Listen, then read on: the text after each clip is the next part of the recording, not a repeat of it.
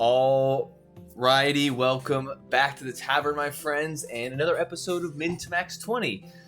Tonight we'll be talking about encounters, engaging encounters, and how we kind of, build them out, kind of create them, and go about running them. This will actually be a two-part kind of little segment, I guess, of sorts. Because this episode we're going to talk about how we can kind of just build them out, flush them out, kind of create them, how we go about the process. And then next week we will go ahead and actually get into our the software that we use. We actually use this game on Steam called Tailspire, which is basically just a battle map builder. Yeah. It's super cool. We me, Connor, I don't know if Logan has ever really used it, but we like to use Tailspire because it's really easy to use. It allows you to kind of get build really in-depth battle maps and not cost you $1 billion. Because I've tried Dwarven Forge and that shit costs that just shit is a lot. And then when you don't play in person, then it just sits on your shelf. So Tailspire is like the online equivalent. So, but we'll go and get into that next week. Sadly, Logan is not with us. He has some just life things. Busy man, just doing a lot of stuff. So hopefully we'll get him back in here at some point over the next couple weeks, but he will be out for at least this one. I want to say also next one, but maybe he'll drop in and hang out with us. So let me make sure everything's good to go here, and then we'll jump in. Oh yeah, there you go. Thank God you said something, because I was about to jump in.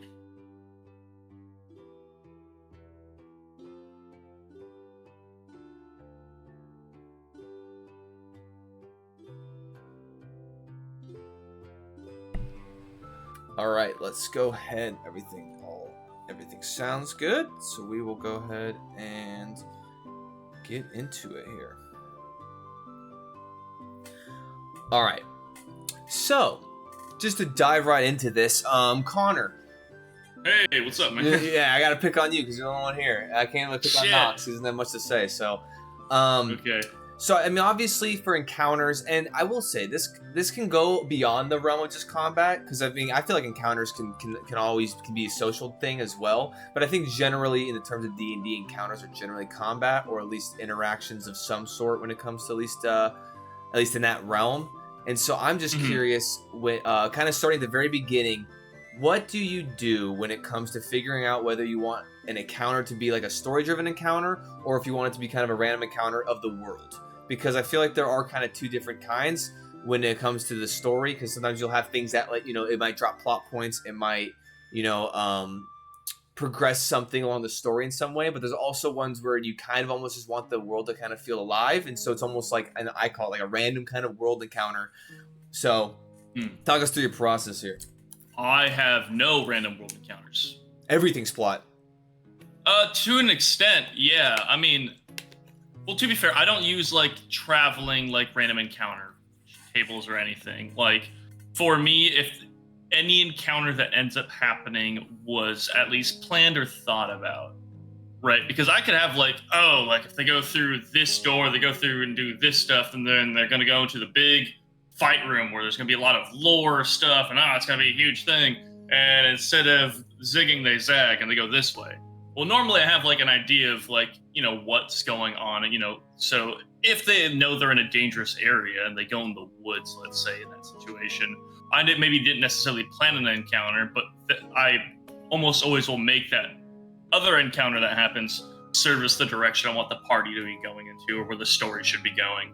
Or oftentimes it'll just be a new thing. Maybe they're going in the woods, they get attacked by a bunch of bugbears or whatever, and in the process, they find out there's some survivors from a village further off in the woods. I like to encourage people. It's because I try to take cues from the players anyways. Maybe where I want them to go right now isn't interesting, and that's why they're going into the woods. So if that's the read I get, let's see if you want to go this direction. Maybe we can circle back to that. But you want a side quest? Let's side quest for a minute. Okay. But as far as the combat encounters go, there's nothing wrong with going into a room. There's a bunch of goblins. You beat the shit out of the goblins and you keep going. Yeah. And in the grand scheme of things, you just exchange hit points and kept walking. But I try not to. But I think anybody who's played my games before can probably attest to the fact that mine are not very combat driven or combat heavy games, right, unless it is explicit point of the game. Right. Gotcha. Yeah, that's one of those things where I do feel like encounters don't always have to be necessarily combat, and I feel like encounters, there's always something to be said. There's always something that goes into any encounter, whether it's meeting new characters, and it's completely, not going to lead to combat. Anything can lead to combat with your party, obviously, but when your tension isn't for it to lead to combat, there's still a lot of the things that you got to think about and do. But interesting. So when I talk about random world encounters, I mainly I don't use any predetermined tables necessarily. And actually, through the Frost Trail arc was the first time I ever actually used a table at all and had players roll. I just figured just trying that out would be kind of fun, but I think it can be interesting too. And I actually enjoyed having a random encounter table. Random in the sense of I created encounters 1 to 8 and then you rolled and it happens. I kind of enjoyed that, kind of almost with the mystery. You kind of have that mystery along with the players a little bit, because it's I know what could happen. They don't know what could happen, but then I have to almost be quick on my feet when it comes to whatever they roll and whatever happens. But I kind of enjoy encounter tables like that when it comes to maybe just filling certain things, like you were saying, travel to time or whatnot, or having the world feel a little bit more alive, because I think that having encounters that breathe a little bit of life into your world, where literally, if you're along a highway in a trade route and you do have encounters of, say, maybe some merchants get attacked, or you just run across some people, or you find something, maybe you find a carriage overturned. A lot of different things can happen, but I do like random encounters random encounters in the sense of just world stuff. Doesn't necessarily progress the plot, but it kind of gives you a little bit more understanding of the world itself. And then, of course, you have your story-driven ones where it's you're fighting a boss. You finally, you're navigating your way. You're role-playing your way, and eventually you find, whoever you're looking for, and maybe it's a bad guy or whatever it is. And so I think to kind of continue on this. So how do you choose the difficulty of your encounters, and why do you, and how's that determined? Because for me, I've noticed that consistently over the years, I almost like to make my encounters always a little bit harder than easier. Very rarely do I have an encounter that I'm it's 5 goblins pull up. It's easily dispatchable by the party. I've noticed that I will always, and maybe better for me for worse, I'll always lean a little bit on the more lethal side, because I want encounters to almost feel more meaningful in some ways. But mine are almost exclusively deadly. Maybe not to the point where it's lethal, but partially because of the sci-fi campaign, I guess, is the amount of customization and perks and abilities and craziness all the players have. The normal CR chart, I think any encounter I make is going to end up on the deadly side of things. However, the players playing it do not feel that way necessarily. Partially because they make good tactical choices and such. They understand the game pretty well. Then there's certain characters that are just I have 7 attacks and my AC's 23. It's go to hell, guy. But normally, the math on that scale anyway is almost always deadly, but there's always something else going on with the fight. Yeah. There's something to kind of spruce it up, make it more interesting, or make it more there's more at stake than just the numbers, hit points to action economy type thing. Right.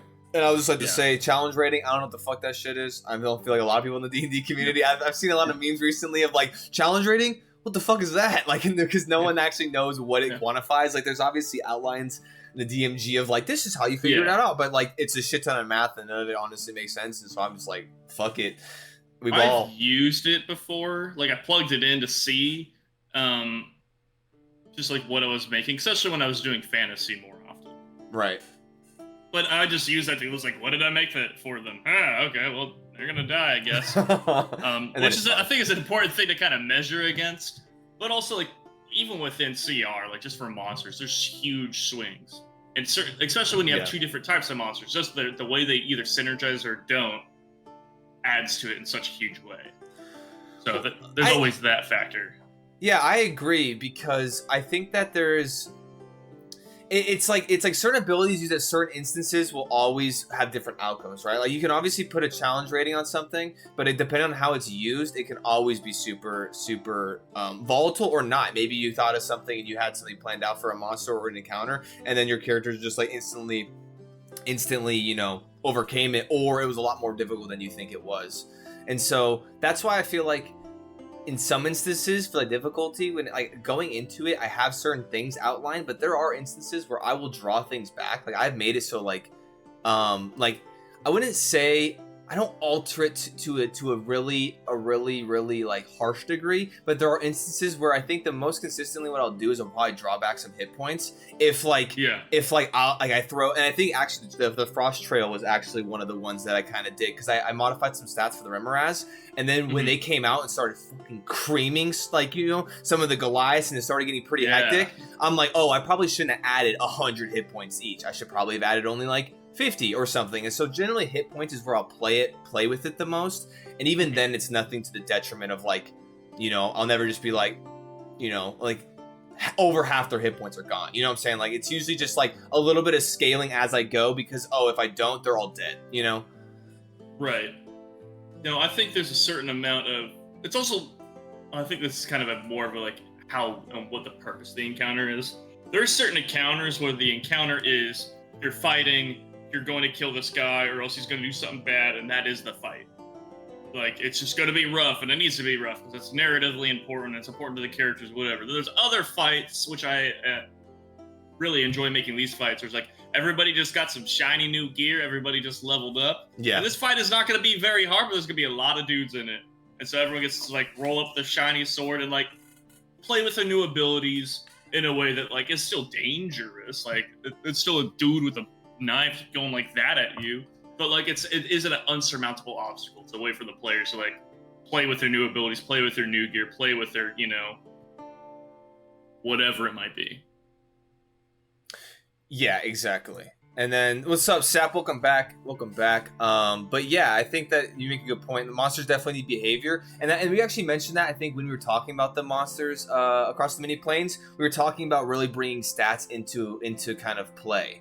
And using stats like intelligence or wisdom to kind of direct your creatures, because I feel like there's something that it not only like makes them feel more alive and more accurate to kind of like what a lot of like the beasts and the monsters you find across D&D, but I think it also just makes it so it kind of makes you come out of your makes you kind of think a little bit more and not so much of almost of like in a video game sense, right, where it's just like creature, only thing the creature's there to do is kill you.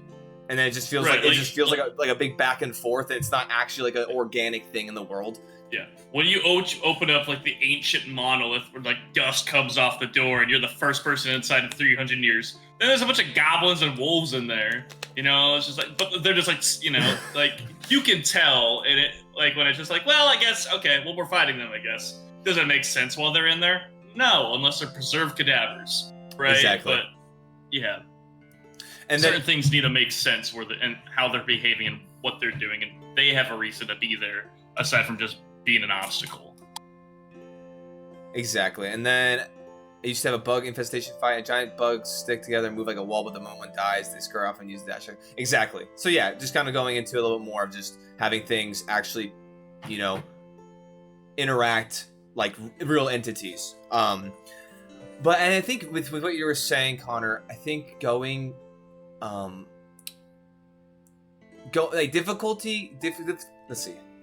Abilities for creatures can also have a very large difficulty or add to the difficulty of an encounter too.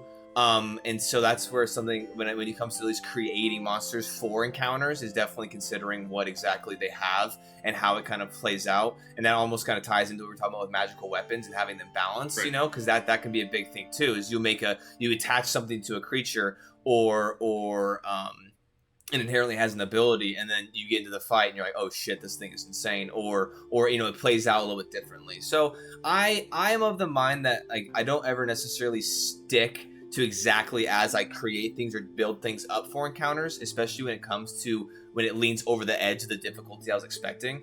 Because if I'm like, oh, I want this to be a hard encounter, but I don't want anyone to die, then it's like, and the thing people start dying or things start leaning that real quickly, I'll kind of draw things back in like kind of small ways, not enough to not necessarily be like revealing, but at least also, not just cream the party immediately. No, for sure. Like there's plenty of times where like, I think part of it too is what I try to do to allow to facilitate that is kind of design in my encounters. Because I very rarely will have encounters that are going to look the same round 1 to round 3. Yeah. I normally, and part of it is, again, my encounters are few and far between when combat happens normally. So they are kind of like a showcase of things happening. So normally there's combat happening, there's maybe 2 or 3 different factions involved, and then there's environmental factors and such. So if what's happening is that players are getting rolled a little bit, you do have that leniency just with how in the design to make something else take precedent, and maybe the pressure's off the party a little bit, just give them some breathing room.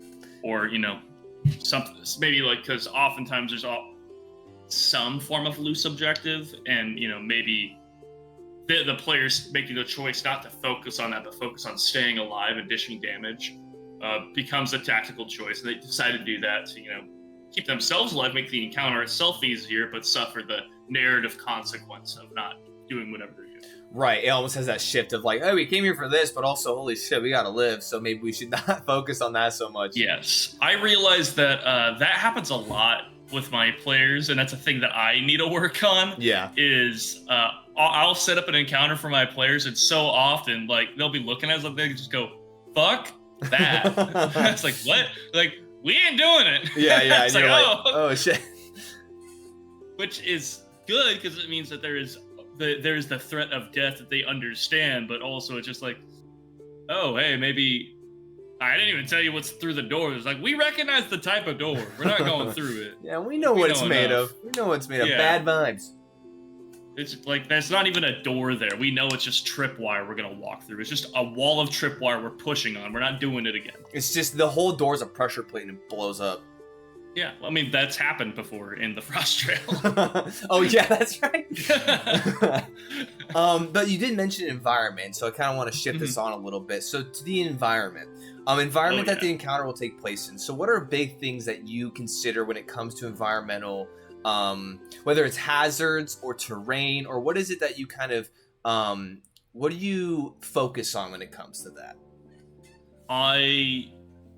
Because again, primarily when I make encounters, though obviously I'm doing the Red Mire, primarily it's been sci-fi, so just because of that, range is a factor. So I'm trying to make sure there's ample cover for both the enemies and for the players. Yeah, because I like building it in a sense, kind of using almost like a multiplayer, like a Call of Duty map philosophy of like, there's different angles, there's different spots you can hold, there's different things there for the players to play in and choose what makes the most sense. Because I can make a tower. It's like, this is going to be the best spot for them. This will be the best spot, most cover, best sightlines, whatever.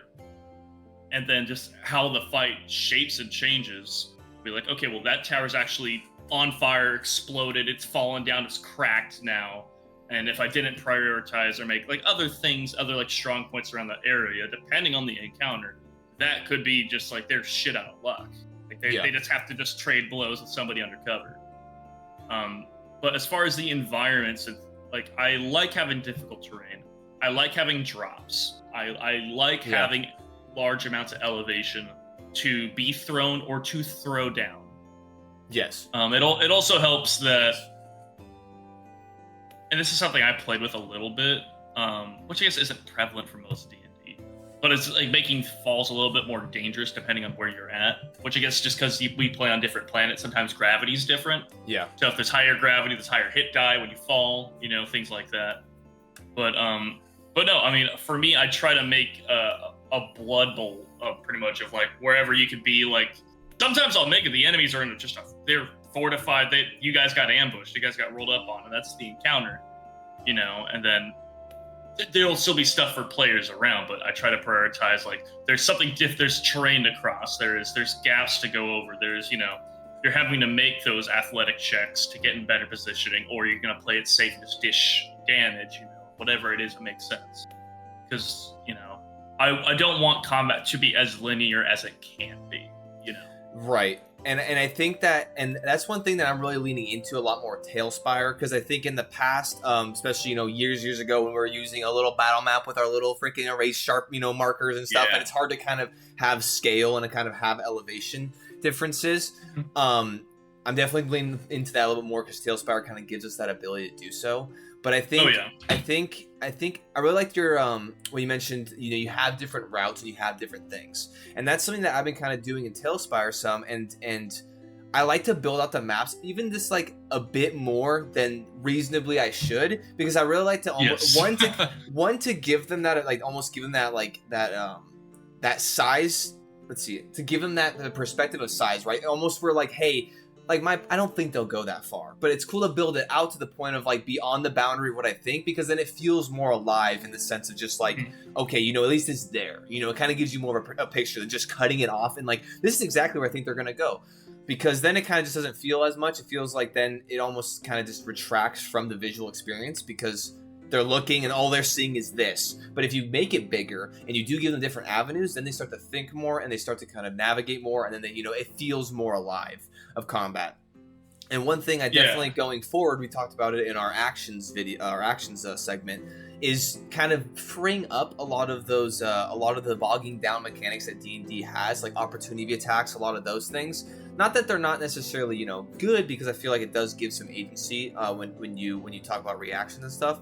But I also want to give the players abilities to not just like be hard stuck in a situation if they're within, you know, if they're right next to a creature, because then, you know, you can build a cool map as much as you want, add layers, add buildings, add alternate routes, but if your players are taking 46 attacks by 73 goblins surrounding them, and there's no way for them to really get out, like, you know, without unscathed, or at least without, you know, with minimal risk, then you're just all your combats are gonna be bogged down, and it's just gonna be ranged, basically getting the ability to move. But even ranged people, like ranged, especially in D&D, or I guess even space or Star Wars 5e, people can kind of hunker down where they are sometimes. Absolutely, yeah. And so, which is fine, but I think it is important to at least give options and at least build out the map so people can at least see it and get a little bit more involved and be, oh, cool. And I think kind of what you were saying, difficult terrain can be a big factor. One thing that I kind of in the middle of the fight for the with the Remoraz and the Frost Trail, I was like, the snow is deep as fuck. I probably should have had everyone be running through it with on difficult terrain because of how deep it is. But then part of me was like, well, I also, you know, I built this map to kind of give people the ability to move around and stuff. So I think that it can be a trade-off, right? Sometimes it's cool to add difficult terrain. Sometimes it's, you know, it's cool to just free it up and, you know, kind of just lean into the game mechanics and let them do it, you know, kind of allow for that. I think that's a good point, because I think with anything like that, like when you're making a combat encounter, like considering enemies and considering, like, because you like things happen, like players go through a door, like rolls go bad, they start fighting in a hallway, you know. Yeah. You're not normally able to just make things happen like that. But when you have the opportunity and the ability to plan an encounter, I think one of the main things to think about is like, how much do you want difficult terrain to be a factor? Yeah. Because sometimes, like, oh, everything's difficult terrain, and you like, and I think it's good to do that and making combat kind of around that, or maybe give little islands of things people can go to that aren't difficult. Well, it just depends on what you're going for, you know. But sometimes it's just like, it's going to be difficult terrain. Like narratively, it makes the most sense. It's something we talked about. Whatever, that's what it's going to be. And you know, I think just when you're making the encounter, just like as long as it's not limiting you, like you making the encounter, I guess is the only thing. Like, it's like, oh, well, if they're only going to be able to move this much, and this over there, and this over here, it's like, shit. I guess you're just going to be, hey, everyone's going to be moving slow, you know? That's definitely an option. But I think it is cool to make your environment do certain things, and even if it is like the entire environment is difficult terrain, it is a cool thing to kind of throw in sometimes to your characters just to mix it up, right? Like, oh, I have to go much slower, and it's just kind of, it just makes things different. Even though everyone's going much slower, it's still a cool kind of factor, and it's something to bring in. And then one thing I kind of enjoyed also, it didn't really pan out too much in the through the Frost Trail when it came to like a blizzard or inclement weather. But that can also be a thing that affects certain combat too, and that's one thing when it comes to environment that I think about is just kind of the terrain itself, also the weather, and kind of geographically where they are. Because you know, when you're in the northernmost reaches of the realm, you know, there's gonna be snow. If it's flurrying, you know, it's gonna be harder to see. And a lot of those things can start to stack up, and it can make things feel a lot more interesting. No, I definitely agree. Playing with environment is it's probably one of the better ways to go about. And I think especially, in fantasy, when you have like when everyone's going into like a tundra, if everyone's going to a forest, it tells you something about the environment, something like to hold on to, and it lets you know kind of the unique challenges that will come. Like even like being like you guys are going through the woods, you guys are on a ridgeline. Like it is just hard like hailing right now. Like it is just a freak storm, and like when you then like an encounter comes up, you're like there's hungry wolves, baby. Like I think you mechanically representing that as well. Yeah. Like I think that's more than fair. Plenty of players obviously might protest or dislike it. Just like depending on mechanically how you're representing it. But I think those types of combats are what makes the world feel lived in. Yeah. Like anybody who's been hiking, got caught out in the rain, knows how much it sucks. Yeah. And imagine fighting a hungry wolf in that. Exactly. But instead of rain, it's hail now. It's like, well, this blows a lot. Like, I'm not going to shoot my bow good. Yeah, and I think, and that even just reminds me, I think it's also important just as DMs, when even if it's something that doesn't mechanically affect things, maybe even writing a note, because I mean, when we're running encounters, there's so much to think about, but I think it's also really important it's really important just to even maybe like write a sticky note and put it on your monitor or something of like, hey, it's raining, and maybe just tie that into some things too. And I feel like because environment is super important, especially when it comes to like I mean, it's tabletop RPG, right? It's a lot of it is mental. It's a lot of it is just like in the imagination, right? Even if you have battle maps, and so it is cool to I just that emphasis on trying to like remember to just even if it's not mechanically just change anything, to remember to add those things and just to emphasize that, so that does feel a little bit more involved. Or you can make it into like a cool moment too, like maybe like if lightning is going off, obviously your character's not going to get struck by lightning, but maybe during a cool moment, right, or like a very intense moment, you can add that to the encounter as well. Right. Yeah. Like they're like, especially taking time to explain and like narrate the different combat people are reacting, and people are not taking hits and such. Like in the rain, that's a wealth of opportunity to talk about people slipping on, like you get like someone rolls in that one, and it's not because you're an idiot now and your fighter can't hit shit, just like he's slipping. It's like slick rock. It's raining, it's like he loses his footing, missteps, things like that. It's always good to tie those things in and just utilize the resource you gave yourself. You're the DM. You're the one who decided it was raining. Yeah. And that could be a detriment to you if you're like ill prepared for, if it's going to be an overwhelming factor, then don't worry about it. But yeah, exactly. I'd say lean into it's raining, like let that explain a lot of what's happening. Let that explain just the natural things happening in combat. Or of course, also let it facilitate a mudslide that's going to happen in 4 rounds, Exactly. Why not? Fuck them. And that's actually a good point you bring up. That's a good point you think, good note that you bring up too, is just changing terrain in combat as well. Things happen. One obviously big thing when it comes to how terrain shifts is casting of spells. Fireball, can't tell you how many times that shit messes something up in an encounter or blows something up. For the Remoraz, I had to add like little. Well, I didn't do it immediately, and I should have thought of it ahead of time. But just like creating the holes at which they come out and they burrowed out of, just adding little things like that, because you don't know how significant that could be to something, right? That can create a whole nother avenue of approach when it comes to maybe someone hiding, someone interacting with that space, especially if you blow something up, if you manipulate something, if you add a pillar, I think that's one thing.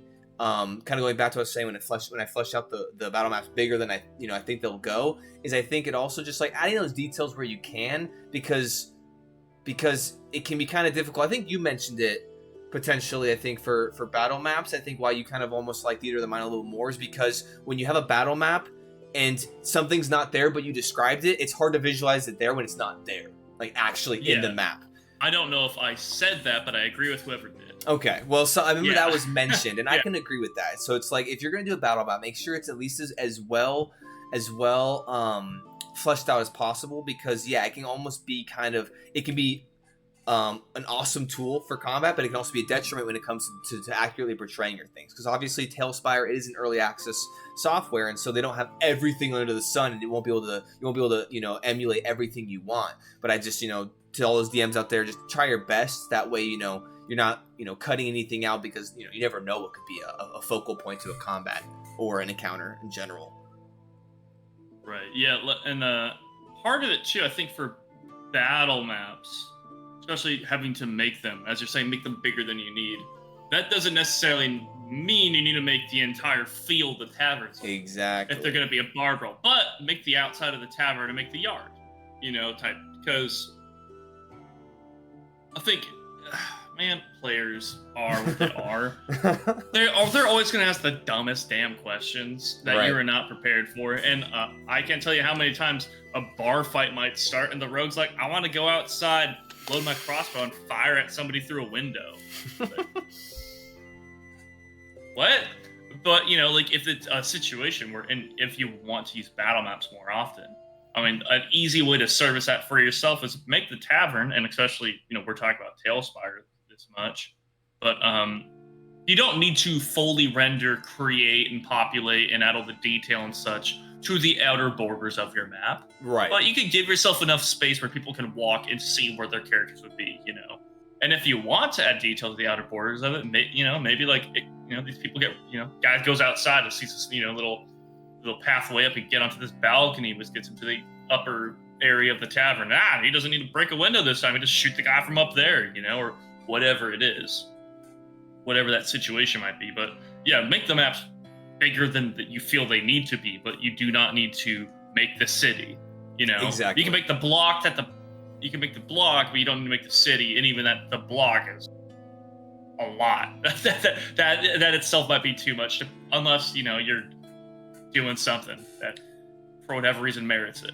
Right, and I think it's also and maybe even just, you don't even have to necessarily build it out as a battle map, but maybe mentally think about it and annotate it, or write it down, because then if they go out there, at least you're prepared descriptors wise, and you can give them everything.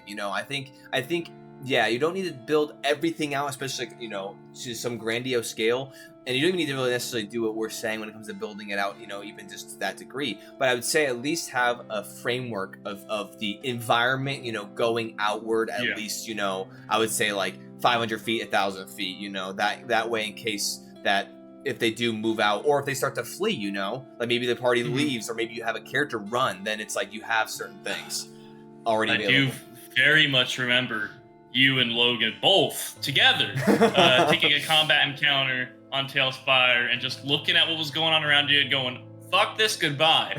And then insisting I copy and paste and create new warehouses as you guys ran blocks and blocks and blocks away from the combat that was taking place.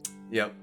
So yeah, I mean, that worked out in that instance. That was also just there was a lot to pay attention to on that one. Yeah. But God, I don't know why I do that to myself. But the important thing is, yeah, like I was prepared enough for it. I told you, and I didn't tell you, like if you go by, you're gonna go by the warehouse here, which is for electronics. The next warehouse is for specifically Dove soap.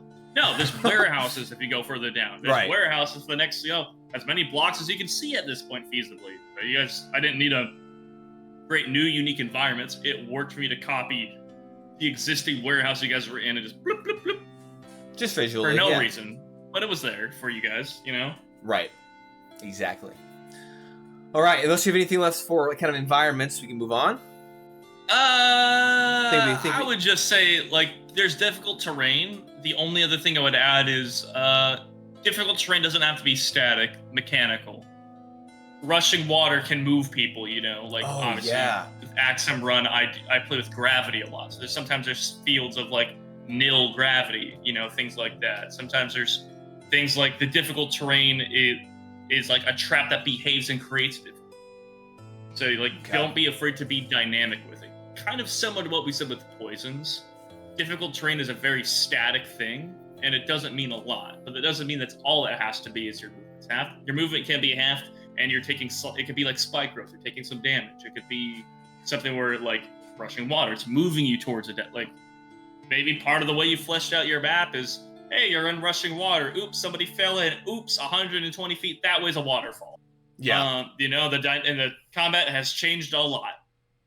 But, that's probably the only big thing I would say with environments there is just pay attention, get creative with it, Well, and There's even no reason there can't be acid bats.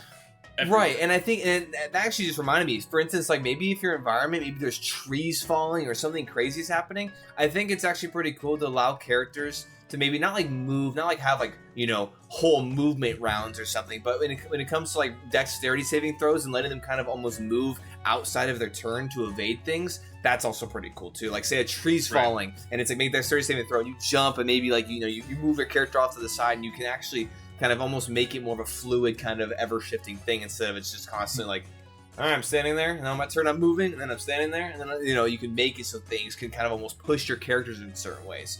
And that's something I'm kind of leaning into with the reactions that we were talking about in the actions episode, was just like, you want to intervene on an attack, you can shift your party member 5 feet, you get in there, you can take the hit, whatever it is, right? But I kind of like the more of the, I'm really trying to, in the future, add more movement consistently around, even if you are martial class, nothing that says you shouldn't be able to like run up, hit someone, and then back up and move somewhere else, or I want to try to free things up, not feel like everything's locked in place. Right. So that makes sense. Yeah. If you want to know what we're talking about when it comes to the reaction stuff, check out the All Things Actions episode. We kind of discussed a lot of the things we're kind of adding to make things almost a little bit more organic. Right. Yeah. I think that was the first episode we did. So.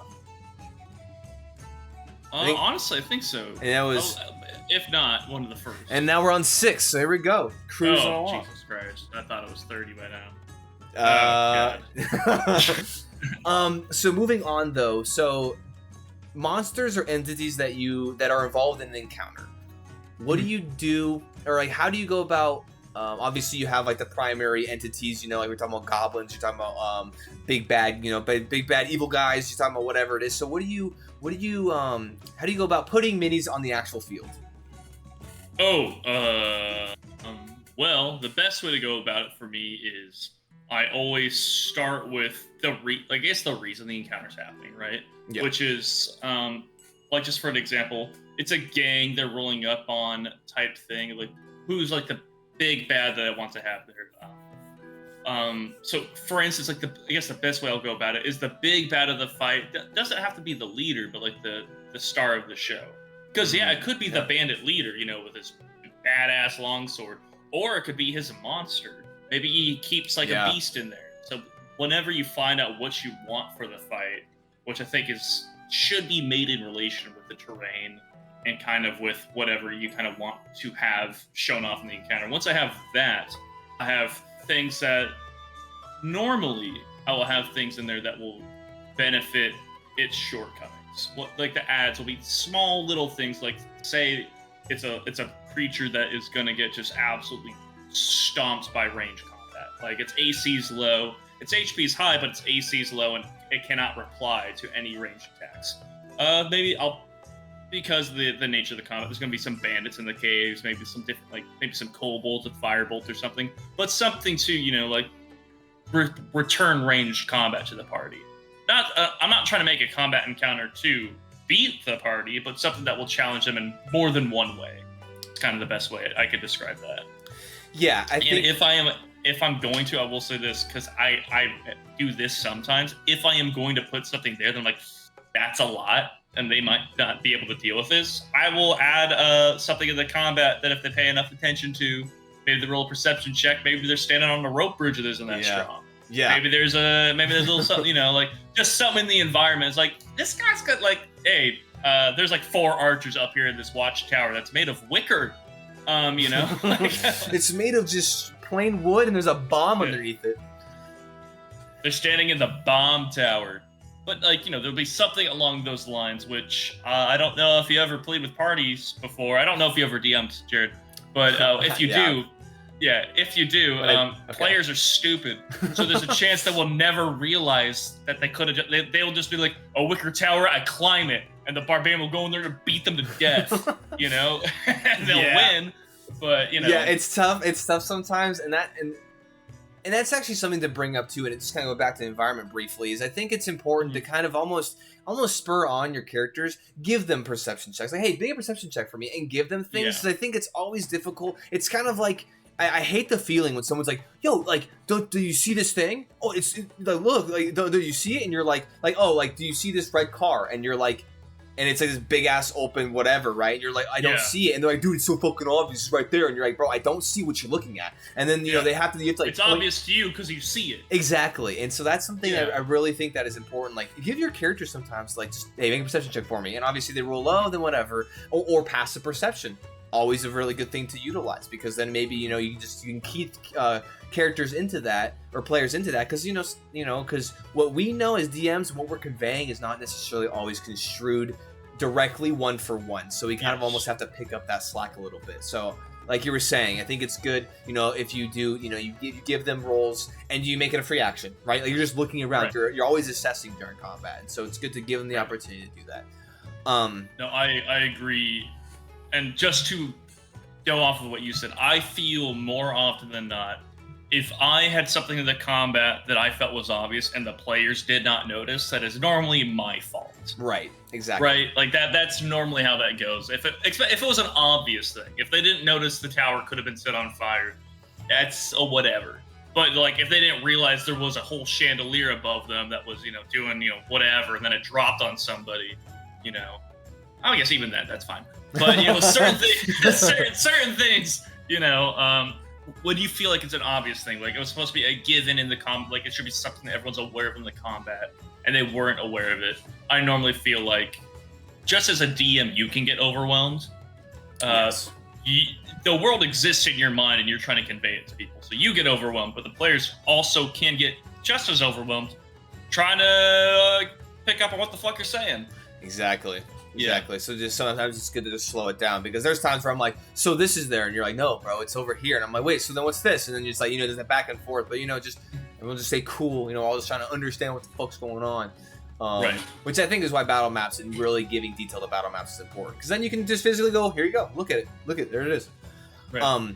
But when it comes to placing monsters or entities on the battle map, I really like what you're talking about. I think having ranged support for your creatures, or you know, your evil entities or whatever it is, I think that's always something super a super good way to kind of even the odds, because I feel like most parties, they'll always have someone who's ranged. It's usually a martial and a range. There's always at least one. There's always at least, I would say, amongst most parties, there's at least one of each. You know, there's always someone on the backfield, and there's always someone usually in the front field, whatever capacity that is. And so to give enemies range is something that you can also do to just kind of even the odds in certain ways, or just make things dynamic too. Like I remember one of my campaigns I was running, there was kobolds, and what they did is it was a trap, and the kobolds, they had shackled Umber Hulks to like a fake wall, and when the party went in there, they broke down the wall, and the Umber Hulks, they burst out, and they were like beating the shit out of the party, and everyone was fighting, right? But there was also kobolds on a ledge, like shooting, like throwing javelins and shit, like being shitty, you know. And you know, it made him that, you know, it doesn't have to be a lot of damage, but it made him think like, oh shit, we have to get up there, or you know, you have to move, we have to do certain things. And so I think that what entities and what monsters you have in the thing, and the encounter paired with the environment, can make for very, very dynamic, very cool encounters. Especially when it comes to like what your creatures have for abilities too. You know, maybe other abilities reliant on something, or you know, or using cover. Cover's a big thing, you know, for the environment. Having cover be an opportunity for a creature, maybe if they're fleeing, or if someone's getting hit by ranged or something, they can toss something over or move it and shift it. And I think a big thing, especially that I was realizing with the Daylight Defender and the Through the Frost Trail, is size of your creature to the space that you're in, and just understanding that difference too, because sometimes, you know, it can be hard. You know, you don't really think about it until the pieces start moving, and you're realizing, oh shit, like, I didn't think about the space, or it's not advantageous for this creature. Now, it doesn't always have to be. I think that the Daylight Defender with that little small area, that was almost like the idea. That was like the circumstance that he was built to to involve himself in, so it was fine. But I, as a DM, didn't play it necessarily appropriately, and so that's just something you got to consider too. Yeah, and also, there's nothing wrong putting a gigantic monster in the broom closet. Just understand you're putting a gigantic monster in the broom closet. You know, like, you are going to be limiting what you're doing in some way, and that isn't bad. It just is something you need to be aware of. Exactly. Like, if everyone can go around it and it can't turn well and everyone's just stabbing the shit out of it, you know. As long as you're aware of that and that is something that makes sense to you as a DM and the party's going to enjoy, great. Yeah. But don't be surprised when you put a Tarrasque in a broom closet that it can't do what everything it's supposed to do. Exactly. And I think that can be a cool way either way, right? I think it's a cool way to kind of limit yourself as a DM and how maybe this creature overcomes it, or you need to overcome it, or it can be like a little exercise for you to kind of have to just kind of play this creature and what would they do, if that makes sense. Right. What would they do is the biggest thing in a lot of this stuff. Like I think we were talking about a little bit of just like. Well, we brought it up again, I guess is more appropriate, but the intelligence, the wisdom, like what are the natural inclinations of the creature? Why is it in the broom closet? That's a good question to ask. Exactly. And does it want to stay in the broom closet now that you open the door, or is it going to like fucking wallop your ass on its way out and just keep going? Yeah. Especially if the party's there to kill the creature and it is now bursting out and running, that's a whole different encounter. Now you're chasing it, which is whole different type of encounter than the straight combat, Yeah. Maybe it fucking loves the broom closet. Now you're trying to now you're sieging a closet, like it just depends on the behavior you want for the creature and what type of encounter you want. And I keep saying the type of encounter you want, but also you can have a plan for an encounter. The players will try something. Like, hey, this thing's pigeonholed in the broom closet. Someone tries animal handling on it, to try to like coax it out or whatever. Like, always be willing to like lean into what your players are doing, assuming the dice go with them. Right.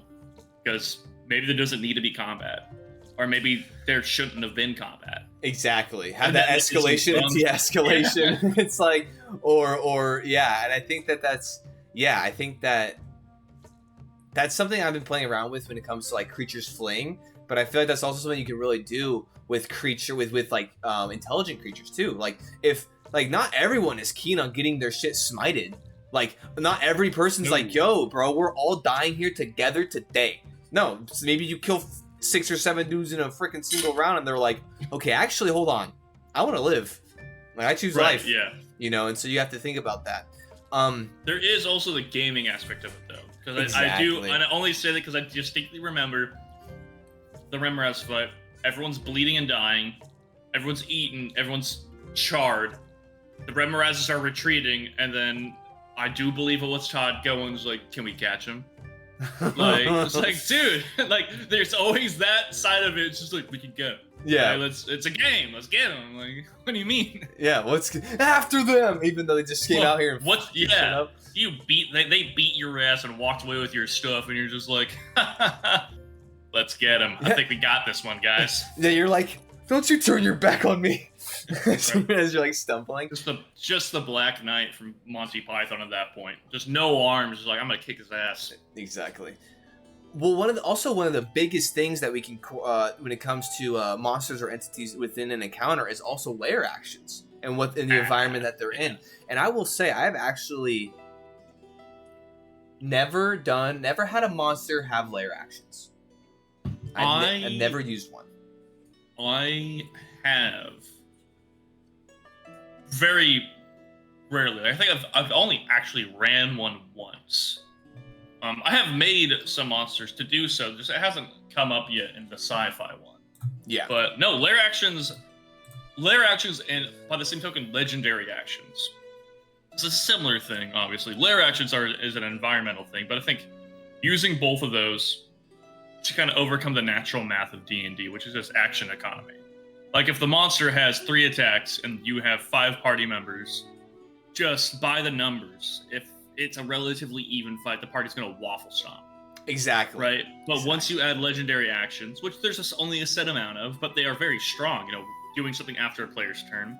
We talked briefly about an idea I had, which I do like and I have implemented, which is legendary reactions, depending on the circumstance. And similar battery to legendary actions, right? Wait, by the Doing way, those- did you have reactions for the blood goop in the swamp? Because I felt like there was times where they attacked out of turn, but I wasn't entirely sure. Did that happen or no? No, they attacked in response to certain people approaching proximity. Okay. So there was certain things to that. Those are very circumstantial. They did not have legendary actions. Okay. Yeah. Gotcha. I will also freely admit that initiative, just because there's a lot of dialogue happening, initiative did get there was parts where, let's say, initiative wasn't broken, but it rippled. Yeah. You know. Yeah. So there's a little bit of that happening. But that, because of the story we were doing there, I was very happy to just allow that, as long as by the numbers, everyone's having their turn roughly the similar order. Yeah. It was only really affecting NPCs. Which, by the way, okay, no, you finish your thought and then I'll bring me up. I was just gonna say, lair actions are a great way to add actions to just a monster. It's a big monster. Like if you want one big monster, you don't having little minis helping him. It's always good.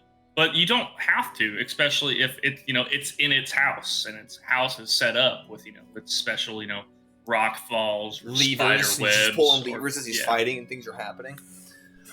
Yeah, or even if it's a beast, you step on the wrong thing, or a lair action, it's lair action, and just like a poison spray comes out from wherever in the gross recessive pus of this creature where it lives or whatever. It's a bear. We don't know why it has that, but its lair isn't healthy. Yeah.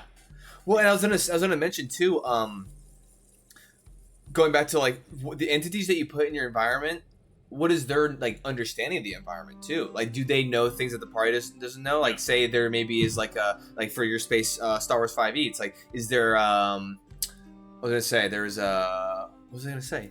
The a vent system, to that they just they reveal and they're I'm out, see ya, or there's a back door, or there's something hidden amongst the space that your party doesn't know, but they do, and so that's something that you need to also think about when it comes to the monsters you're choosing and in the environment that they're in, and maybe what they know versus what the party knows, or or if they don't know things, and it's just collectively everyone's just finding things out and trying to use the environment to their own advantage.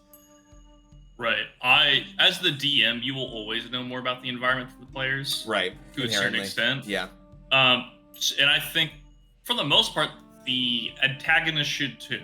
By the nature of D&D, you are going into somebody else's house and beating their ass. And they should know what's going on in their house. You're rolling up on their camp. Maybe if it's in the woods, they might just know they might know a game trail a little bit better than you. I know how to get up on a ridge. Maybe they only been here a couple hours longer, but you just got here 15 seconds ago and killed Jim. Fucking Jim, man. But at the same token, there are some times where maybe the bad guy shouldn't know everything. Maybe the parties get the ones who they were seeked. They came out and find stuff. And I think as the DM, that takes a little bit more work to kind of talk with the players, talk to them about without showing your cards, communicating to them specific things in the environment that they might know, they might get rewarded with just exploring a tavern a little bit, before they go to bed, before, someone rolls into town for their bounty and the fight breaks out at midnight. Maybe them finding out about there's some kind of smuggler's hole behind behind this bar here. They got some black market goods or whatever, but also can fit a dude, and the rogue hides in it, waits for everyone to go by, jumps out, starts stabbing, Yeah. It's always good to have a Home Alone type situation in D&D. Yeah, and I think it's also, and going back to kind of talking about how maybe forcing some perception checks or something to notice things, but also just blatantly maybe telling, maybe just based off of what a character, and what they've been building up to, maybe their backstory, maybe they just notice things. Maybe, when you were building the encounter, you didn't think about, but yeah, you were mentioning a little rat hole or something. Maybe the rogue, in his backstory, he's always a backstory trait was just he always has something on an exit strategy or something, and maybe it's not always prevalent for the role playing, but maybe they bring it up, or maybe you're wait, no, your character would know this, and giving your players stuff like that, because I feel because we're people, we're role playing, DMs, we're role playing everything, we're role playing a world, players, we're role playing a person, right? That's not us, and so sometimes you add things, and so it's really cool to kind of, as a DM, obviously you're doing a lot, but if you can remember certain character aspects that they've written in and giving those rewards to the player without them necessarily having to ask, or if they don't remember, that's always really cool too, especially as a player when you're shit, man, okay, you remembered, or whatever it is.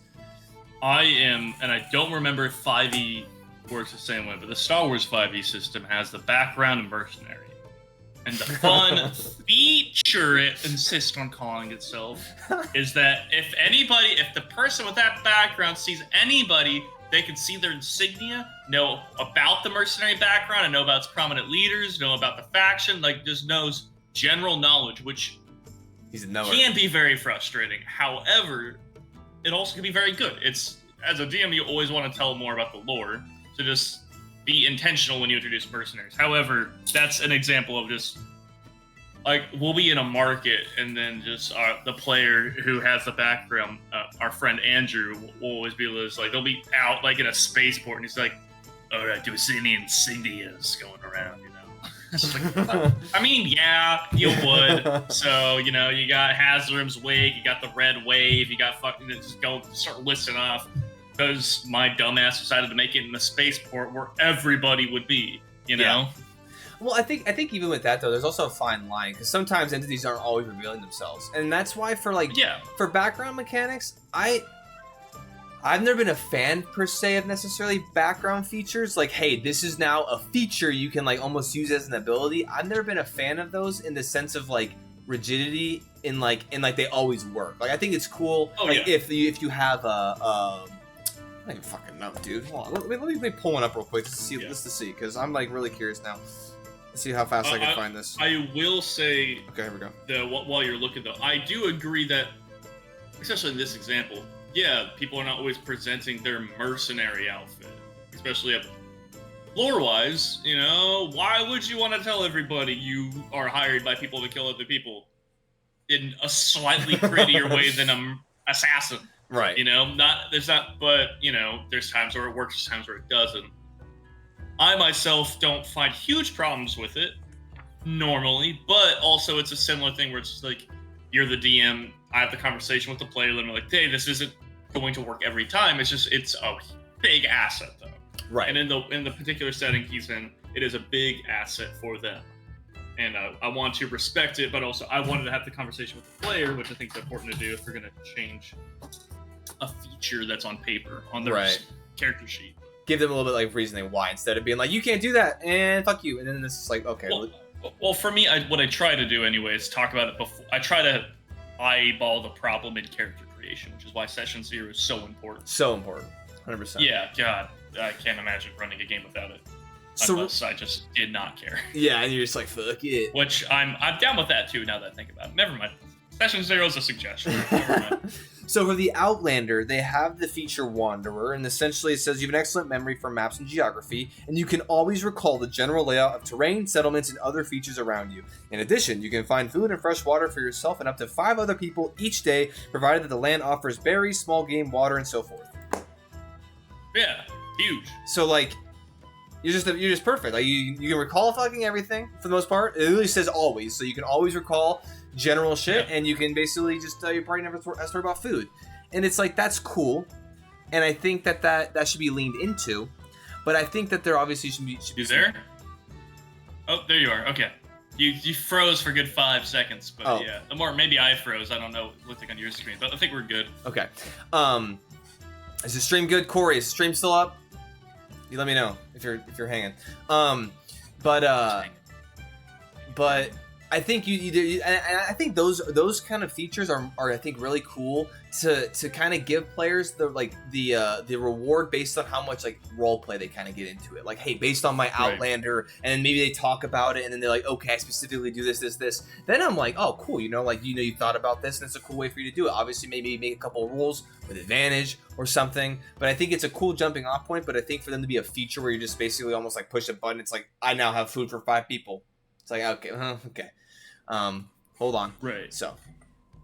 Well, also, I think backgrounds are a good starting point for things like that, because adapting the rules always makes sense. Yeah. Because I can't tell you how many times backgrounds and character creation for me got to be the longest part, because like nothing fits what I have in mind, really.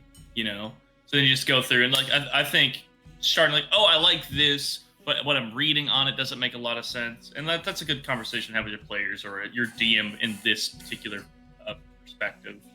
Like, yeah, I like the Outlander, but like my character is more of like yeah,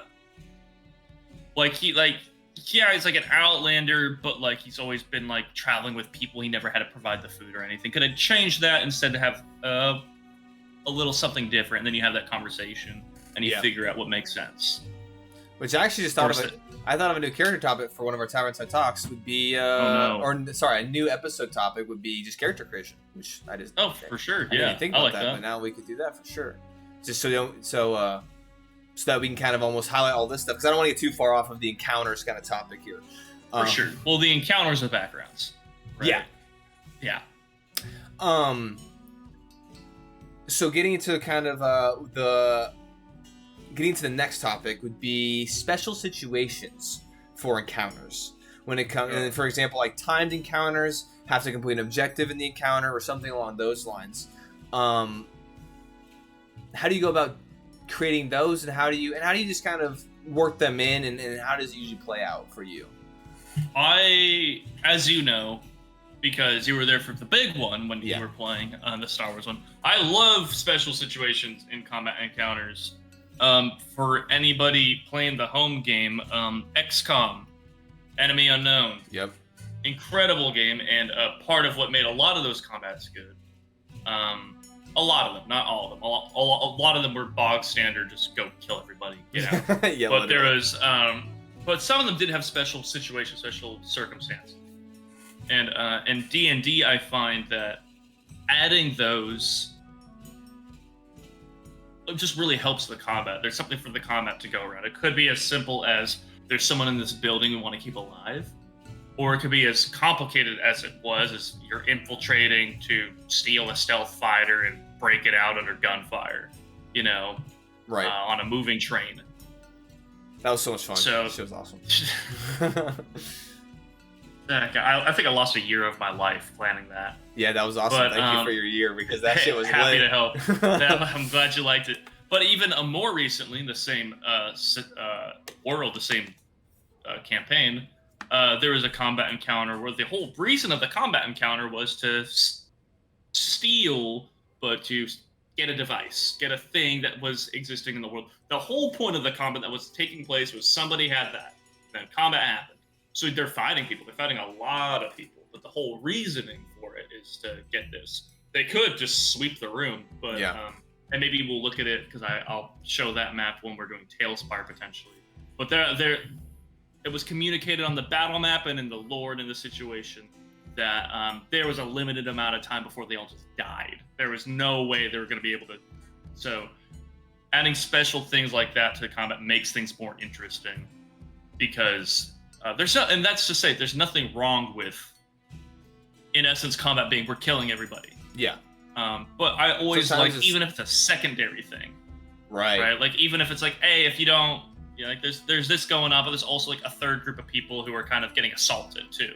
Yeah, like I think you're kind of doing the outer perimeter. Yeah.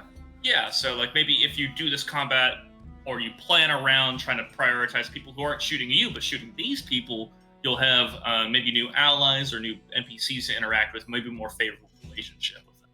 Or, hey, combat's going to be a lot easier if we just let them focus fire those guys. We take them out from behind.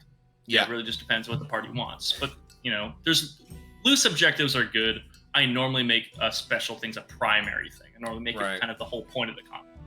Exactly. And nothing will make your characters be like, oh shit, we should probably focus on the objective, when they look at the room and they're like, oh, we can take all these guys. And then once people start once reinforcements come, that's the oh shit moment for most players. When you're like, oh, by the way, 10 more minis are now on the map. And they're like, oh fuck, wait, hold on.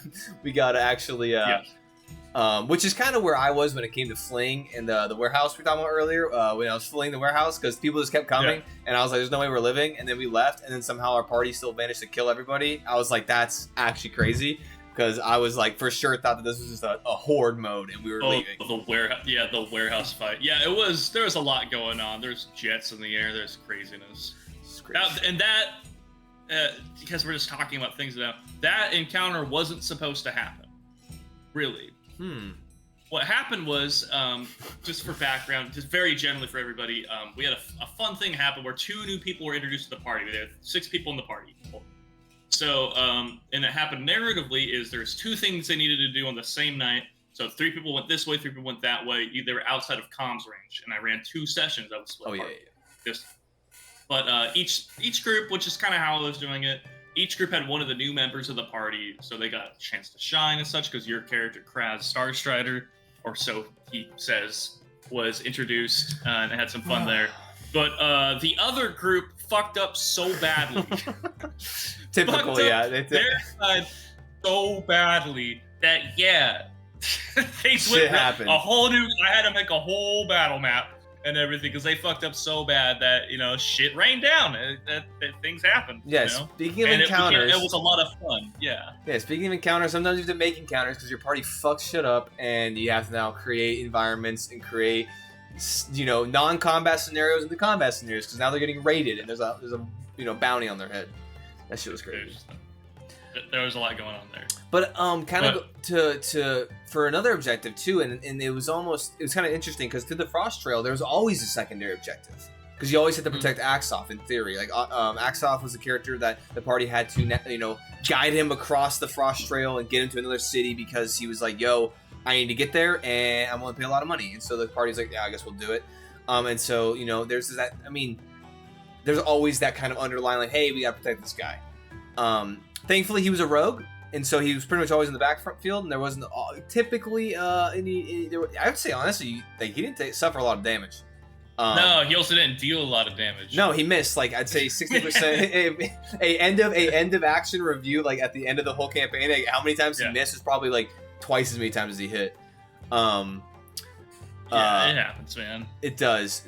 He was ruled like shit, and everyone's giving him shit for it. But it's just funny, and that's just funny that kind of makes RP situations that it can come from encounters, right? Like some characters do certain things in encounters, and I think that's actually just randomly a good point to bring up is to role play the things that happen in encounters. Because I feel like sometimes as DMs or even as players we can be like, oh, combat.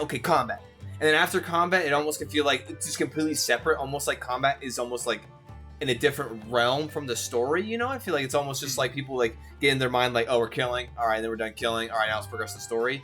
And there was some sort of relevancy, but I feel like little things in combat that characters do can lead to role playing experiences. Like for instance, the Red Mire, with Braff running over there and saving Richter. Yes. Richter, it's like, Richter had no understanding because he was unconscious, but maybe if someone else wanted to press that and just, inquire as to the character actions, it's really cool to kind of nitpick certain things. Yes, I'm, not to go off topic, I'm so excited for next week, man. But you're absolutely right, the character interactions, I think, and the story like that, absolutely. I think in any D&D, though, the character interactions and such, like there's, I love nothing more than people using combat situations to roll insight on their allies, right? Yeah. Like, and that is very rare. That doesn't happen a lot. But like when things are going on and people trying to figure out the what and the whys. Because if I recall, I think it was you, or was it? It might have been Gallon, Todd's character, who rolled insight to see if they were intentionally missing their shots. Oh, that was me. The bear. That was you. It's just like there's nothing better than like there's combat happening, there's an enemy, but what's going on over there? Right. Because combat is not just. I would argue, the past 2 sessions have been a prolonged encounter. Yes. In that situation, because the social encounters certainly exist. Yeah. Combat can be. I think that's just one big thing. Combat encounters in combat, there can be so much more going on. And so I think it's really cool to note those things. And use a DM, just take notes too. Maybe like a player does something. And it's also a really good way to reward inspiration. I don't know if any of you people in the chat have been playing any of the Baldur's Gate 3. Amazing game. If you haven't, check it out. It's amazing. I've been using effort not to refer to Baldur's Gate this whole time. Okay, well I probably shouldn't have because I feel like things. I bring it up because I really like because if you make certain like dialogue choices or do certain things, you get inspiration, and it'll even like tell you like, oh, Charlton background gain an inspiration point because of something you just did. And I think that's really cool. Combat is a big way you can give inspiration out because they do things in character. Right, and I didn't realize it until earlier. I want to say yesterday about the game, but a lot of the ways it gives us inspiration seems to be background based. Like when you do something with your character that leans into the background. Yeah. I've noticed it's almost like strictly background. I wouldn't say like always background, but that's like a big that's the way they determine it. No, for sure, yeah. Which was funny because I forgot what background I have. It's like, why does it keep calling me a criminal? And then I was like, oh yeah, my paladin has a criminal background. I forgot. Yeah.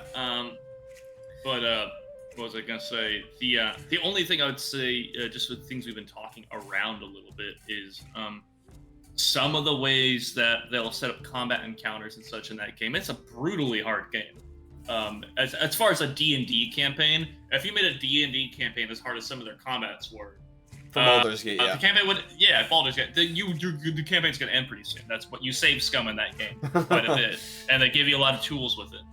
But the way certain combats happen, the way like positioning and stuff, they do an interesting job of certain things. So if you play that game and you're running it as a DM, like whenever you're in combat, I mean, there's nothing wrong with inspiration, or if we want to be fair, outright plagiarism from certain things. Like, right. If we're gonna be honest, there's always a certain amount of our stories that the genesis of it existed from watching a show or reading a book or something, and then it kind of started a lot of certain thoughts, and that's just how things go. The fragments. There's no reason. Yeah, there's no reason combat can't be the same way. Yeah, I would say honestly, like Baldur's Gate, if for nothing else, find inspiration for D&D. I mean, it's D&D game, so I mean, I think the battle, because you're exploring a video game, so everything's a battle map. So just looking at the terrain and looking how they use it is super cool, and so that's also honestly, I mean, I'm sure, fucking everyone's playing that game because that game's lit. But I would just say, I mean, because sometimes you kind of get so wrapped up into it, but you can also look at it and just see what you can do and how you can take certain aspects of that into just your own D&D home games, for sure. Absolutely, yeah. Let's see. I think if there's anything last minute you want to kind of highlight, I want to go into one more topic at the end of here, and then we can wrap this up. But if there's anything else you want to mention real quick, going over anything you talked about? I would just say, so obviously we're talking about terrain, we're talking about special situations, cover. Yeah, we're talking about all of that. But encounters can also be, and one of my first encounters I ever ran was you guys using pittance to cross a chasm situation. Oh, yeah. Like, it became worse than that. But it started with, like, you guys are just rolling like a series of, like, I think I was doing it wrong. I think they were all athletics checks. I should have splashed in some survival. Now, as a better DM, I could have done it differently. But in exploring the environment in more perilous but maybe more beneficial ways, or certain dialogue options. Maybe you're doing like a stealth mission. You're not sneaking, but you're in disguises, like those are all encounters. Mm-hmm. Absolutely. And certain things that we've spoken about, lair actions, a difficult terrain might not be the same like issue that you're coming across, but like make sure like those situations still feel as either as silly if your game's silly, like especially if you're doing like for sneaking in a disguise, it should be a little silly depending on what you're doing. Yeah. But make sure that it's a threat to the players. If they're navigating the environment, make sure that there's like, hey, if I roll pretty bad here, I'm gonna take some damage, and it might be more than we bargained for. Yeah, and I think also, I mean, we'll get into a lot of stuff too next week, because we'll be kind of showing our Tailspire stuff, because you just reminded me of the Avalanche battle map, and that was a very interesting encounter. So I'll show, we can kind of, and as we go over the battle maps, we'll kind of explain, why we built them up and how we built them out and how it kind of played out. And I think that'd be really cool to kind of be able to then visually see that. So that's something. Tune in next week to see all of the actual like physical stuff we built. I'll show off the fucking player ship maybe too. Yeah, I mean, why not? It started with an encounter. Well, and I think that's really cool too about Tailspire, and we're not sponsored, but I love it so much. But Tailspire God was shilling dice he found at a Renaissance fair. I think we're okay at this point. That's true. But I think I like Tailspire because sometimes you build battle maps or build like things up that like maybe you're like maybe you your characters get a house and you just build the house, and then you can have your characters as just like visually can see and add things to it. And that's just something pretty cool too, is to not necessarily building battle maps in the sense of just like encounters that you for combat, but maybe because what he's explaining is that in the Star Wars 5e he has a spaceship that he built up. It started out as an encounter, as a combat encounter, but then it kind of became like the hub of the party. It's like it's almost like the the little hangout kind of store all your shit kind of place, and it's just cool because he'll use it to like kind of as a visual to build things up and show the players things, and I think that's really cool too. Actually, just a little bit ago, they went to a shipyard and had to update and add a bunch of things to it because they changed the ship, so they got new things on it. Yeah, very cool. Last topic I want to talk about, because we did mention Theater of the Mind, and I feel like that is also really important because I feel like there's lots of games or instances that use Theater of the Mind, and so I feel like Connor, you really enjoy that honestly a little more than battle maps, and so you would just tell me kind of your process of kind of how you go about demonstrating Theater of the Mind and how you how you do it, how you run it. For me, and part of the reason I love Theater of the Mind is by its nature, and part of it does, I will admit, part of it is probably leaning into the fact that I don't like using combat as much. Combat's good, and it's different types of games. You should use it more, but typically when I run games, combat is a more different thing.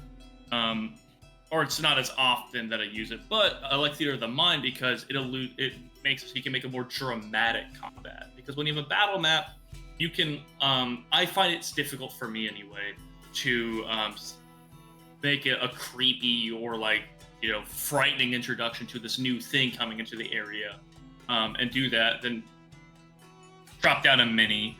Or, like, especially back in the day, you drop down a paper square with a number 4 on it, or on Tail of Spire, you can add the mini, and that has a layer of fun to it, and there's nothing wrong with it. But it's a different type of combat for one.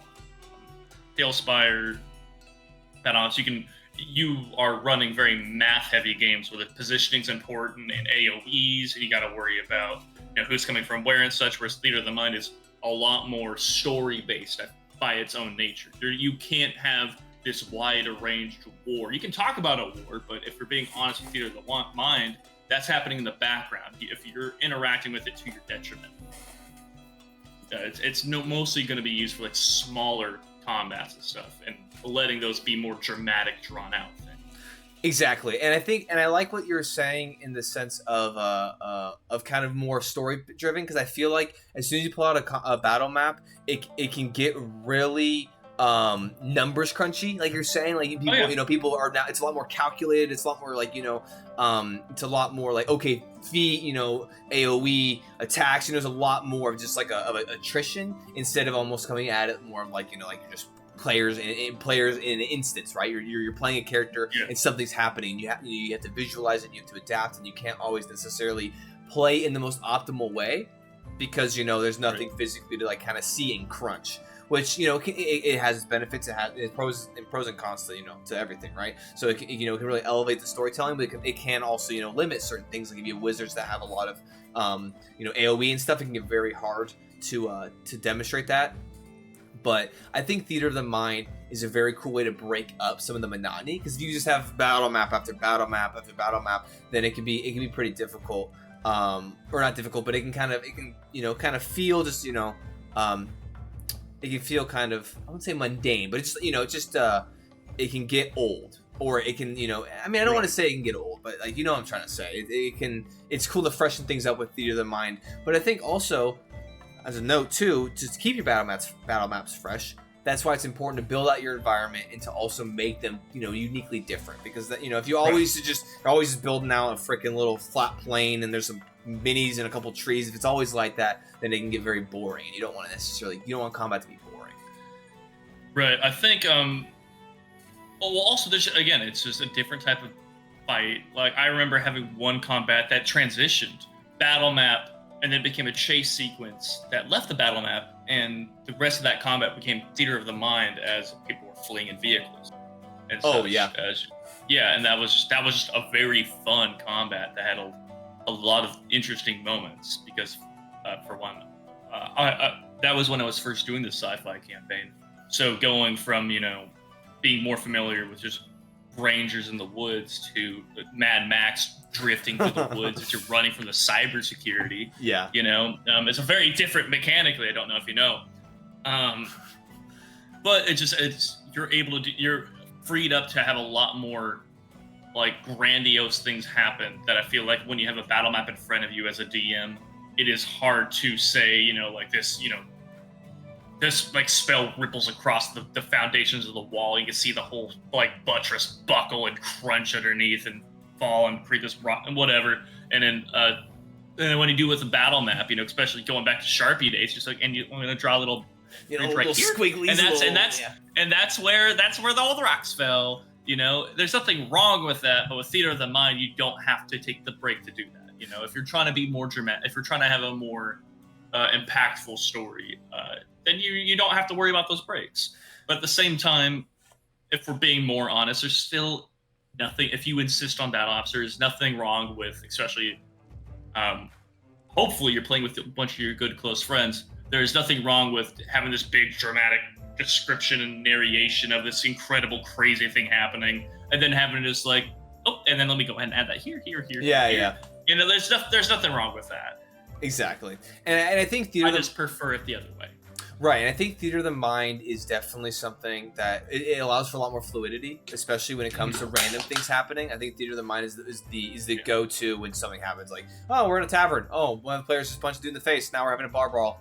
They're like, I'm not gonna sit here and be like, hold on, guys, give me 30 minutes. I'm gonna build a map. No, it's like, fuck it. Now, now let's just run it, and then it just keeps that fluidity going. I think that Theater of the Mind, like you were saying, emphasizes kind of smaller combat or smaller kind of smaller environments, kind of closer quarters. Whereas I think bigger environments, like big battles with like 50 minis and all, obviously, it's a lot better to kind of have all of the things in play. But even then, like big fights, like if your players and in some capacity that your players aren't going to be like super, like if they're running through a fight or like a battle, maybe like a war, like maybe you don't need to. Maybe it is Theater of the Mind. Maybe it is like just a couple, like, a random person comes up and starts trying to fight you and you need to fight them off and you keep running. And so maybe it is a little bit more chaotic in your mind than having a battle map that's just like 1,000 fucking tiles big and you're just so yeah, I think it's just it can always just depends, as we always like to say, it just depends on what you're running, the game you're running, and then the circumstances. But Theater of the Mind is just also a super beneficial tool. So I want to at least highlight it here so that we just discussed it. And like you were mentioning earlier, I really liked so kind of explain the kind of like why you kind of almost shifted initiative. What did you say, the initiative earlier? You said it got yes, initiative, because there was people were talking and like right. there was a lot of character moments and communication happening, and so just initiative got a little bit like it rippled a little bit. Is how exactly. I described it. Very. I did that very favorably to myself. Okay. Yeah, I said that dressing it up, but yeah. Well, yeah, and I think this is one of those things where it is fun. Some of the most fun you can have in D&D is where you just kind of like you just disregard some of the rules and you just go for it, right? And so sometimes it is just fun to not necessarily do the nitty gritty number crunching, and you just do you roll initiative, and then it can be loose, and you can have people taking actions in between things, and so it just all depends on what you want for your encounters and what you want to have as the ultimate result, and then also what you don't want, because your players are gonna do some crazy ass shit and things are gonna go awry, and then like you're either gonna have encounters you never thought you were gonna have, or things are gonna happen to those encounters that you didn't think were gonna happen, or play your creatures are gonna be more overpowered or underpowered, and it's just always chaotic. So I think just take as much as you can into consideration, but then and just obviously try to give as much forethought into encounters as you can. But as with anything in D&D, you just gotta sometimes be like, fuck it, let's just send it. That's what happens. No, for sure. Like you can have as many rules and you have the encounter planet as best you want, and then your players are gonna touch it, and then it's gonna go wrong, and then you just adapt with it. It's I guess part of it is never forget that you're playing a game with your friends. You are running the game, but you're still supposed to have fun too. Right. Yeah, just exactly. As long as everybody's having fun, you're doing what you want to do, the players are doing what they want to do. As the DM, you're going to be the one making the concessions more often than not, and that's the fun of it. You're adapting with what craziness your friends are doing to you, and you're finding out where the middle ground is, and you're letting the story keep rolling as they decide a goblin's now an improvised weapon. You swing there's nothing wrong with a little bit of a friend of yours. As we wrap up here, I think it's also because we've been talking a lot about as a DM when it comes to encounters, and so I think it's actually, if you want to kind of put in the perspective of players and just kind of highlighting some notes that we talked about, I think as a player in an encounter, I think that there's just a couple things I kind of want to highlight. Is obviously I think try to be as perceptive as you can as like a character, right? Try to see if there's anything that you can use to your advantage when it comes to things. I would say ask your DMs like lots of questions, when it comes to wanting to do specific things, and then obviously be gracious in some capacity, because if your DM doesn't know every micro detail, so don't overburden them with asking super fine things. But I think as a player, just I think taking advantage of the environment that you're in and just trying to just utilize everything that the DM has before you, and look for little things that the DM might sprinkle through. Because in our games, we like to sprinkle things in or add things, for intentionally. And so I think and honestly, I would say when we add certain things, there's nothing like more fun. When characters find them and something pans out like that, and you're like, yes, nice. Because it can kind of suck when you put a lot of thought into something and it never comes up, and you're like, oh man. But so yeah, there's nothing better than somebody trying to figure out like, wait, so what's where, and they try, instead of like targeting an enemy, they're trying to use their action to drop a chandelier or break a fish tank, or just anything to play with the world more than the minis inside of it. Exactly. There's nothing better than just like somebody trying and then rolling a 3. Yeah, I think that it's a back and forth from players and DMs. So I think that players, do some crazy shit sometimes, and also DMs, I would say just rule of cool. If it could result in something cool or fun, I would just say I would don't gotta allow everything. Obviously, players can be wild as fuck sometimes, but I think having that back and forth and just kind of getting the most out of encounters is where and just is where a lot of like the fun. I feel like combat can be a lot of fun because there's nothing more fun than beating the shit out of something or blowing it up with spells. But I feel like that's why the players want the swords, Yeah, they want to use them. Exactly. But I think keeping in mind just like the multi layers that we kind of talked about in this episode when it comes to like RP instances in combat, and then just how you can drive the story with encounters as a DM. Absolutely. So yeah.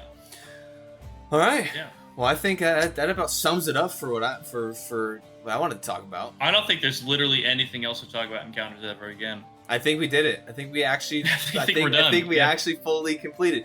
So with that, next week we'll be pulling. Me and Connor will be pulling out some of our Tailspire boards we built, and then for those of you who aren't aware of what Tailspire is, check it out. Maybe if you like it, definitely support them. If you feel so inclined, they're a smaller development company. They're still in early access, but what they're doing is awesome. Yes. Yeah, it's really cool. Honestly, I've considered like even if I were to play in person, I think it'd be a lot of fun to even just use Tailspire as an in-person engine too, because like I was saying, like there's super cool terrain that you can buy, like Dwarven Forge or things like that. But God, $300 for a set can be fucked. Where I can spend $20 on Tailspire and build literally whatever I want. And for $20 or whatever it is. So. But yeah, next week we'll go into that. We'll kind of show you, and we'll kind of almost go through the step-by-step process of what we did and how we, through the process of building it. So I'm happy to show off. Yeah. We made some pretty cool environments. So, but until then, thanks for hanging out with us. Of course, at the tavern, it's always a pleasure to hang out with you guys and discuss things and just have a good time. So, we'll catch you all next time. But until then, I hope you guys have a wonderful rest of your night and rest of your week. We'll see you later. Take it easy, fellas. See ya later.